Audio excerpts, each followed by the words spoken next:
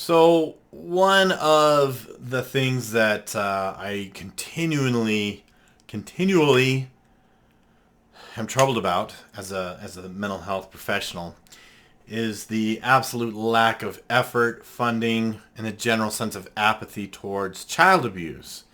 It's interesting at least to me, where a lot of the emphasis is put on in terms of social issues and how much energy goes into certain issues when child abuse is largely ignored. And I've talked about Child Protective Services in another video. Um, I basically have lost faith in Child Protective Services. You ought to go check it out if you're interested. I'm often troubled by the lack of follow through and competency with Child Protective Services. You can actually make a child situation worse by calling Child Protective Services. But again, I'm not going to rehash that in this video. Uh, but basically, there's a lot of social movements around things. People are putting a lot of effort and energy into certain social issues.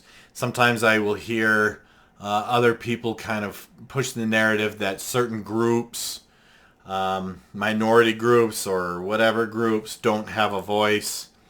And in my case, or in my opinion, if they're an adult and they can speak, then they actually do have a voice, but children don't. Children do not have a voice. And I've made this point before that your neighborhood, your city, your town, your street has kids on it that are being abused. Physically, sexually, psychologically, mentally.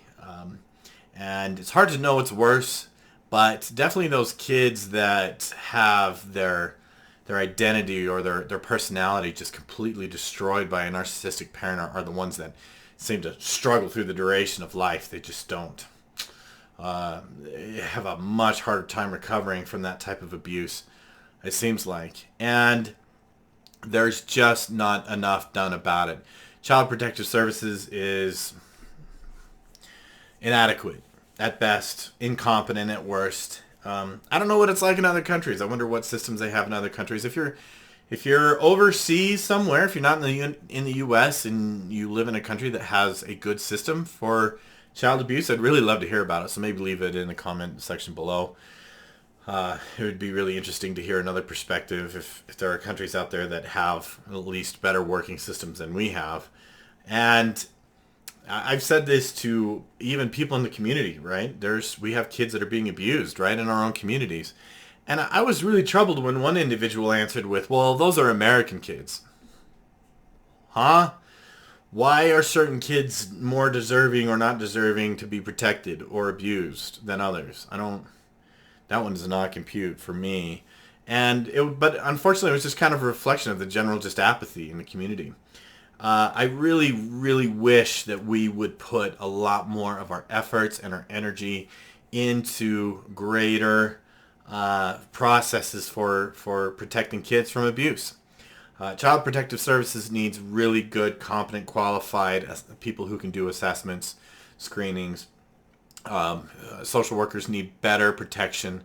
Child abusers can be a scary, scary, aggressive bunch that are willing to intimidate or bully social workers who approach them or investigate them, right? So if you ask me, we need a lot more. We just need a lot more efforts put in. We just don't do nearly enough to protect our kids. We just don't. I'm sure there are plenty of people out there that could watch this. They were abused as children, and I'm betting that there are a lot of people that they lost faith in the system that anyone would help them, and they probably dreaded it when anyone tried to intervene. Your basic run-of-the-mill professional like a doctor or a nurse or a teacher or whatever, they have no idea really how to spot an abused child. There's no training for it. They don't get any special training or education on it. They're not experienced in it. And so they're kind of inadequate. And it's just a big problem. It's so pervasive in our communities. And so it's really troubling to see so much effort and energy to be put in other things.